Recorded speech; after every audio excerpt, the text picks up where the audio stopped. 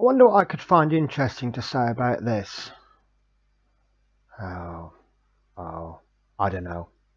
I know a man who can. Mind the gap. Hey guys, this month I am so excited. The YouTuber that I'm going to feature, he's funny, he's talented. His presentation on the screen is amazing, and there isn't anything that this guy cannot make interesting. Take a look, see what you think. Welcome to the Miniatures Paintbrush. All I have to do is say bleh. And in doing that, I challenged myself to be able to push myself to that next level. Bleh. The hey, I'm gonna do the nun oil. It was there and I was lazy. There's not much to this model.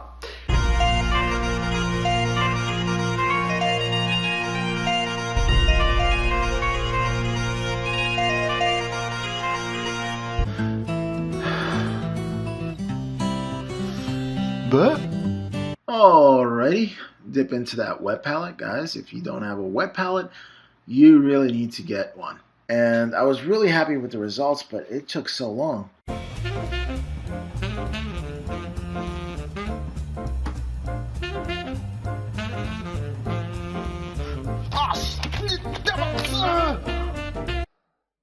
So let's have a look at his YouTube page. You have to bear with me, you know how this goes all funny. So this is his YouTube page, which I will put a link in my description to. We'll go to the About page first. This channel is dedicated to my downtime, that is painting, crafting, playing and reviewing items related to role-playing games, wargaming and general model building, and hopefully the road to becoming an award-winning painter, plus any shenanigans I come across. Which is essentially the same as me, but he just seems to have done it better. I have no problems admitting that. What surprises me is if you look at when he joined Christmas Eve 2016. He's only been a YouTuber for just over a year. He's got a good following, 483 subscribed. As you can see, I've been subscribed for quite a while now. It's such a fantastic channel. You know, some people will take years to build up to that standard. Have a look at his homepage now, and you see that he's got his playlists. Sorry, this is his recent activities. There's a competition entry there. I mean, his paint and chats. I'm not into paint and chats so much. I much prefer the tutorial videos. But what I often do is I'll pop on one of his paint and chats because it's something that, for me, it's more audio. Even if it's something I'm not interested in painting, I can just pop it on in the background and just listen to him. What you'll find with my videos is I'll go blah blah blah blah blah, and then there'll be a pause. He has a definite skill in filling those pauses in with something relevant. I watched a video recently. I think it was the carrion worm, and he was discussing all of the history. Going into the rules. It's not something. I mean, I don't play D&D, but I actually want to get into D&D almost because of his descriptions. So there's his playlists. So you see that they're well structured. You know exactly what's going on. So if, for example, I'm not interested in Space Wolves, I know that I'm not going to miss anything by not watching those. If I'm into, there you go. If I'm a newbie, I could have a look at this page. So we'll see what he's got. So he's got, I'll just pause that. There's the handsome fella himself. So we've got the Newbie's Guide to Wargaming, Episode 1, a newbie's second wargame, and my experience at the Nova Open 2017. So it's all well structured. And then this is his. Sorry, I meant to do home. My apologies. Right, and then we've got his popular uploads. I mean, this was a good one. I very brave to actually go on and say, right, this is what I found.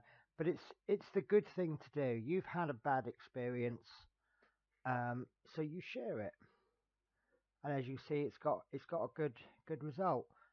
His tips are good using glazed mediums, using flow aids. Got an unboxing video there. And if the use of the I've forgotten the word for it now. The thumbnails. Everything is well structured. It's a really good channel, and it's run by a really good bloke. So, sorry. Right, so what we're going to do now is we're going to have a chat with the man himself. And over to the man himself. Welcome to the Miniatures Paintbrush. Today we're going to talk with Painting with Penny. Let's get to it. How are you? How are you? I'm great. Brilliant. Hard man to get hold of, mainly because of the time zone differences and the hours that we keep. Very true. But we made it in the end. Honest, yeah. So why don't you start off by telling us about yourself? All right. Well, I started miniature painting and hobbying in the early 2000s when I was living in New York City, and I passed by a miniature painting hobby store, and it was magnificent. It was by the Empire State Building. And as I moseyed on in, because I always like things of fantasy, like Tolkien. I read since I was a kid, and I was always enamored by that whole fantasy realm. So I went into this store, and I saw this beautifully painted miniature. I didn't know, but the store owner was a Golden Demon winner. And I said, this is absolutely gorgeous. I mean, really, I have to have this in my collection. So I offered him $50 for the model. He said, it's not for sale. Then I offered him $100 for the model. He said, it's not for sale. And I said, all right, I'm going to get this guy $500 for one model. He says, not for sale. $1,000, not for sale, but I can teach you how to paint. And that's how it all started. I started buying miniatures and paints and everything else. And, I just really got into the hobby. And that's how it started. I've always been a teacher. So I've always had this natural, I guess, knack to want to share what I know with others. So I do things like painting classes. I do them for free in my local hobby store. I like showing people what I've learned. This is what got me into YouTube. Actually, what really got me into YouTube was my son. He likes playing video games, and he said, well, you know what? I definitely want to start a YouTube channel. And I said, well, it's not that hard. He said, no, I'm completely intimidated. I said, listen, I'm going to take something I love doing, miniature painting, and I'm going to start a YouTube channel and see where it goes. And if I can do it and I don't know anything about these things, then you can do it as well. So consequently, I started the YouTube channel. He was lost interest in YouTubing, but now I started the ball rolling. So I had to keep going with this, and it kept growing and growing and growing. And really, it's just an honor to impart this knowledge that I know by doing a lot of research about miniature painting and share it with you guys. And plus, I'm just really excited about being in the hobby and being a part of a community, which is awesome. I mean, how else would I get to know you, Penny? I mean, really, honestly, this is an honor for me to be here. I watched your show ever since I started, and I was like, wow, this is amazing. I mean, your transformation, the quality of your film, your YouTubing is really, you're really upping the game with this. You know what it's all about, and you're going to explode, Penny. I'm just going to be minuscule, and you're going to be completely huge. I can see this one day. Absolutely. You flatter me too much. For me, it's about taking what you can and then adding to it as and when you can. I mean, I had the wonderful fortune to have a fantastic job just before Christmas, loads of hours, good rate of pay, and nothing to spend the money on. So next thing I know, I had lots of money in the bank, and I'm like, can I spend it on? So it's just built up from there. I've not got expensive equipment. And I think that shows that I've not got the best, but I'm just trying to make the most of what I've got. Oh, I think it looks great. So unfortunately, your description is so wonderful. I mean, I kind of, as an interviewer, I expect to have to push people. So obviously, I come armed with a set of questions. You pretty much answered them all. Oh no, no, I can go into depth. I can keep going. um, I mean, you Yeah, can make anything interesting, and you can just keep the ball rolling all the time. There's no stopping the momentum. I mean, I guess that comes from your passion for teaching.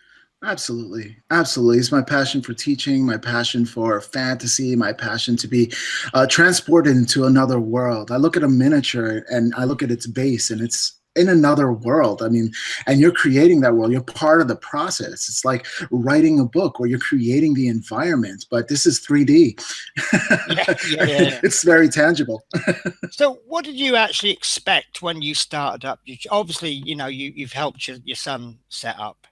Mhm. But what I mean, did you expect anything? Did you think, oh my God, this is going to fail, or this is going to be a success, or? Well, that's the point of it. I started out with the idea I am going to share my hobby, and if people like it, then they like it, and if they don't, then they don't. I'm still going to share my hobby either way. So, Fair enough. so I had no worries about failing. In fact, if you fail, I always believe you fail often and you fail forward. In other words, if you're going to fail, you learn from that mistake, and if you're not failing ever, then you're never learning something new. So I use the failure to improve. That's why when I paint miniatures and I look at things, I look at all my mistakes and it's like, well, next time I do this, I'm going to do it a little differently. And I move on to the next miniature and say, well, okay, so how am I going to improve this one aspect per this miniature? And I'll work on one aspect. So every time I paint the miniature, it's actually my favorite miniature. I say, what is your favorite miniature to paint? I mean, what's your favorite miniature in your collection? I said, the one that I'm working on, because Mm. simply I'm just applying everything that I've done step by step to get where I am. So every model I'm working on, that is my favorite because I'm also applying everything that I've learned throughout the years of painting. And I really get impressed with myself until I start my next miniature. And then I said, well, that's just garbage. Next one. So, when you work on your next project, are you Mhm. looking for the techniques that you're going to use, or are you looking for the model? Okay, so it's a bit of both. When I'm in the hobby store, and you have the new shiny, Yes, it yes, just draws you in, right? So yes. currently, I'm flirting with Mortarion for 40K, which is a elusive model that I'm really looking at, and I'm looking at the details. So that's what draws me in. And then I'll put money aside every paycheck until I can go in there and make the big purchase. And at that point, after I fell in love with the model, I kind of look at it and say, okay, so how can I possibly make this magnificently sculpted model that the sculptor took countless hours to develop every little bit of detail? And how can I really make it come to life?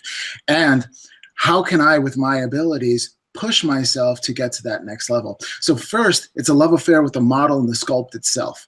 And then I start thinking, while I start applying paints, okay, what have I failed in my past one? What can I improve on the past model that I did? And that's when I just apply it to the next model. And so it's just one technique per model that I try to perfect. There was one where I just tried to push myself and do non-metallic metal.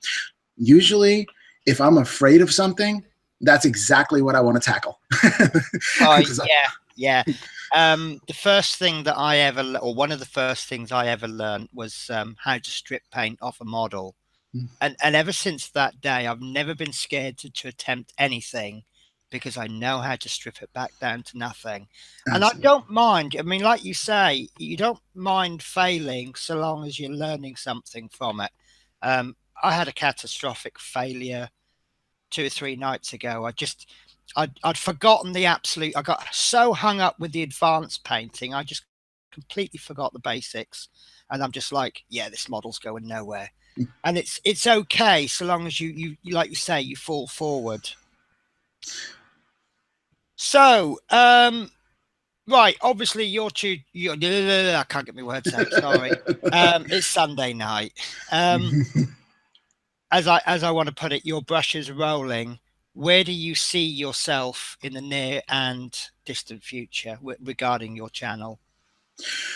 Well, there's a couple of things that I want to add to my channel to grow the channel. One I'd like to do some kind of live painting and talking with the community as I paint. So this way, if someone had a question while I'm painting, I can show them directly one-on-one, as if I was right there in front of them and actually tutoring them one-on-one with any technique that they might be struggling with.